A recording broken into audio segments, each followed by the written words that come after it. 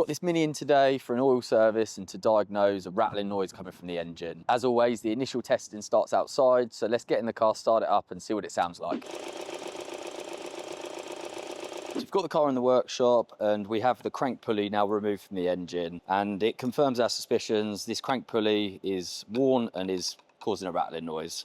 So the job of the crank pulley is to reduce vibrations in the engine. If the crank pulley was fixed or it wasn't made of two halves, there would be vibrations through the crankshaft which can cause damage to the crankshaft itself, but would also cause loads of vibrations from the engine. What can happen with these is they break up inside, and when that happens, the two halves start to rattle against each other and cause horrible noises. You can also see up in this area here that where the crank pulley has been moving excessively, it's actually started rubbing against the plastic front timing cover, and around that area has actually started leaking. So if the customer had reported this a bit earlier or picked up on it a bit earlier, we could have got away with just replacing this. So we've managed to source a slightly cheaper one of these for the customer, so there is always an option to go to BMW on the parts, and some customers like to opt for that. In this case, we've saved a little bit of money, still got a decent brand, and we're going to get the new one installed soon and do some testing.